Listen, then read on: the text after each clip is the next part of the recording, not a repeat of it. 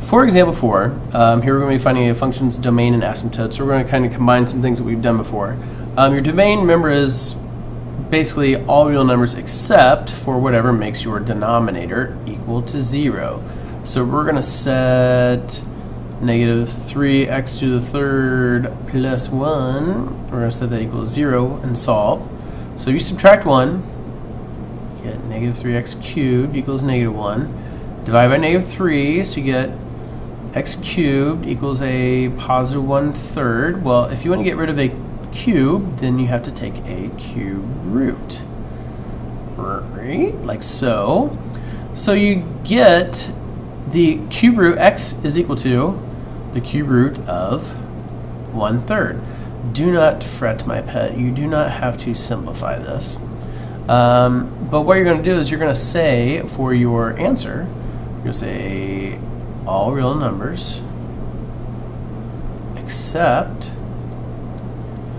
x cannot be equal to the third root of 1/3. So pretty similar to what we've done before. However, we just had kind of an ugly number. I would want to make sure you had a problem with an ugly number so you didn't freak out. Next we need to find your vertical asymptote. So your vertical asymptote, well, that's just setting your denominator equal to 0. So this is just the same as your domain, basically. Where if you set your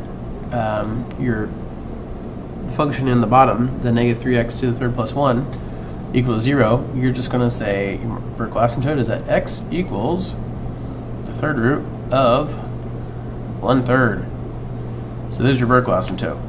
Now to do your horizontal asymptote, remember you have to look at your exponents. So once again, we have the same exponents. So since the n is equal to your m, the exponent on top is equal to the exponent bottom, that means we're going to say y is equal to your coefficient on top, your leading coefficient, which is 2, over negative 3. So this would be such a lovely function to graph. Anybody? Anybody? Anybody feel like graphing it? Didn't think so.